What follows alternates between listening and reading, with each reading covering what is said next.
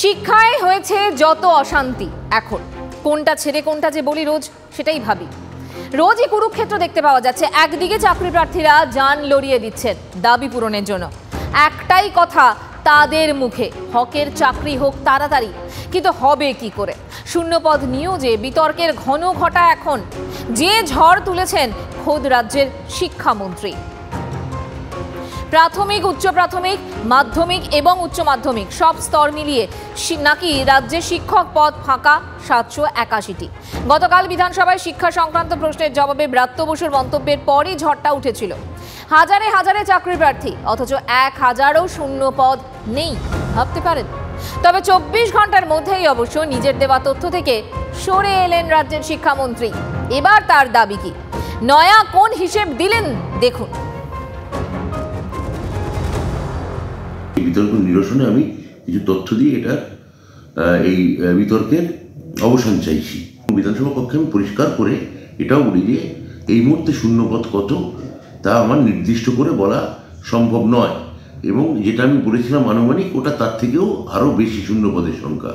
অর্থাৎ প্রাথমিকে 11,765 শূন্যপদ, উচ্চ প্রাথমিকে যেটা এখন কাউন্সিলিং চলছে 14,339, মাধ্যমিকে 13,500 এবং উচ্চ মাধ্যমিকে 5,500টি শিক্ষক পদ এই মুহূর্তে শূন্য রয়েছে, যেগুলো আমরা ইতিমধ্যেই বিদ্যালয় থেকে তথ্য সংগ্রহ করে আমরা এই কমিশনগুলোকে বা পর্ষদদের আমরা জানিয়েছি। অর্থাৎ শূন্য শিক্ষক পদ বিতর্কে TV9 বাংলার খবরেই পড়ল শিলমোহর। শূন্য পদের ভিন্ন তত্ত্ব নিয়ে আমরাই দেখিয়েছিলাম যে শিক্ষা দপ্তরের হিসেব নিকেশের হাল হাকিকত। শিক্ষা দপ্তর সূত্রে খবর, যেসব পদে নিয়োগ প্রক্রিয়া শুরু হয়েছে কিন্তু মামলার কারণে অ্যাপয়েন্টমেন্ট লেটার দেওয়া যায়নি, যাচ্ছে না, সেই সমস্ত পদকে শূন্য পদ হিসেবে ধরা হচ্ছে না। যেসব পদে নিয়োগ নিয়ে মামলা হয়নি সেগুলোকেই শূন্য পদ বলে দেখা হচ্ছে। তবে তাতে কি চিড়ে ভেজে? বিরোধীরা তো এখন রে রে করে আসরে। স্কুলের দুর্নীতি বা শিক্ষা ব্যবস্থার দুর্নীতি এমন একটা জায়গায় পৌঁছেছে যেখানে দাঁড়িয়ে পুরো পদটাকে অ্যাবলিশ করে দিয়ে শূন্য পদের সংখ্যা কমিয়ে নিয়ে আসা হচ্ছে, যাতে ভবিষ্যতে ছাত্র যারা এই ধরনের দাবি না ওঠে, নতুন করে শিক্ষক নিয়োগের পরীক্ষার দাবি না ওঠে। একটা বিভ্রান্তিকর তথ্যকে উপস্থাপিত করে আলোচনার অভিমুখটাকে ঘুরিয়ে দেওয়া, এটাও শিক্ষামন্ত্রীর এই বক্তব্যের আরেকটা আঙ্গিক হতে পারে বলে আমি মনে করি। শিক্ষকের অভাবে শিক্ষা প্রতিষ্ঠানগুলো বন্ধ হতে চলেছে। পশ্চিমবাংলায় প্রায় 8,500 শিক্ষা প্রতিষ্ঠান বন্ধ হতে চলেছে।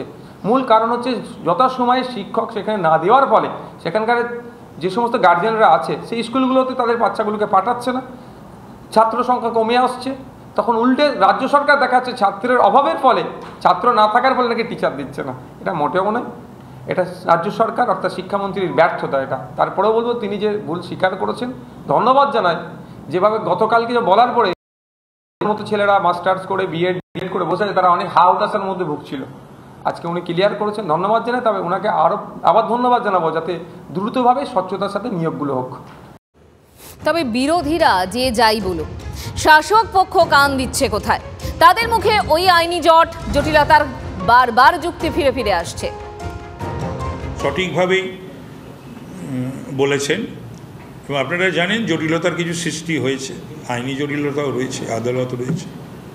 দেখা যাক, যত শীঘ্র সম্ভব আমাদের সরকার, আমাদের মাননীয় মুখ্যমন্ত্রী, মাননীয় শিক্ষামন্ত্রী, তারা খুবই সহৃদয় এদের প্রতি। রাজনীতি চলছে তারই তালে, কিন্তু যাদের জীবনটাই এখন বেশুরু, তারা কোথায় যাবেন? সেই সব চাকরি প্রার্থীরা। প্রশ্ন হলো তাদের যুদ্ধ শেষ হবে কবে? জবাব তারা পাচ্ছেন না, বরং জুটছে বিভ্রান্তি। কেন? প্রশ্ন আন্দোলনকারীদের। রাজ্যের দায়িত্বশীল শিক্ষামন্ত্রী হিসেবে যখন তিনি কোনো বক্তব্য দিচ্ছেন শিক্ষা সংক্রান্ত শূন্যপদ হিসাবে, তাহলে তার যথেষ্ট বিভ্রান্তি যাতে তৈরি না হয় সেই ধরনেরই বক্তব্য কিন্তু তার দেওয়া উচিত ছিল। 8ই আগস্ট 2022 সালের যে শিক্ষা দপ্তর মিটিং হয়েছিল, সেখানে মাননীয় ব্রাত্য বসু উপস্থিত ছিলেন। তো সেইখানে উনি স্পষ্টরূপে আমাদেরকে বলেছিলেন মেধা তালিকায় যারা আছেন প্রত্যেকেরই নিয়োগ সুনিশ্চিত করা হবে। আমরা কতটা ধৈর্য ধরবো? আমরা নিঃশেষ হয়ে যাচ্ছে, আমাদের প্রাণটুকু চলে গেলে তারপরে কি আমাদের নিয়োগ দেওয়া হবে? আমরা জানতে চাই যে আমাদের নিয়োগটা কবে হবে, আমরা শিক্ষামন্ত্রীর কাছে জানতে চাই। আমাদের জন্য পদ কিছু তৈরি ছিল, আরও কিছু পদ তৈরি করার কথা। টোটাল আমাদের পদ দরকার ছিল মানে সুপার নিউমেরিটি পোস্ট, যারা আমরা সুপার নিউমেরিতে পড়ি সেই সংখ্যাটাও কিন্তু 13,000 প্লাস। উনিও কিন্তু আগের দিন বলেছিলেন যে 13,000 পদ 9-10 SLSTর জন্য আছে। তো আমার কথা হচ্ছে ওই পদ যখন তৈরি হয়ে আছে সেই তৈরি পদে আমাদের অতি দ্রুত নিয়োগটা দেওয়া হোক। কতদিন ফুটপাথের ধুলো খেলে এ বাংলায় চাকরি পাওয়া যাবে সেই প্রশ্ন তারা তুলে দিচ্ছেন। এই চাকরি প্রার্থীরা ব্রাত্য বসুর কাছে, শিক্ষামন্ত্রীর কাছে তাদের অনুরোধ, যে শূন্যপদের কথা তিনি বলছেন, যে শূন্যপদে নিয়োগ হওয়ার কথা বা যে অতিরিক্ত শূন্যপদ তৈরি রয়েছে তাতে আর যেন দ্বিধাদ্বন্দ্বে না থেকে দ্রুত নিয়োগের ব্যবস্থা করা হয়। উত্তর এখন সরগরম। সেখানে পৌঁছে গিয়েছেন মুখ্যমন্ত্রী। কয়েকদিনের মধ্যে যাবেন রাজ্যের বিরোধী দলনেতাও। বুঝতে পারছেন তো কেন বলছি উত্তপ্ত উত্তর? কারণ শিলিগুড়িতে মুখ্যমন্ত্রীর সভার দিনই আবার শুভেন্দু অধিকারীর সভা করার কথা। ঠিকই শুনছেন, আগামী 12ই ডিসেম্বর মমতার পাশাপাশি শিলিগুড়িতে শুভেন্দুর সভা, আর সে নিয়েই এখন গোলমাল। লিগের খেলা বন্ধ করে স্টেডিয়ামে সভা করার অভিযোগ বিরোধীদের।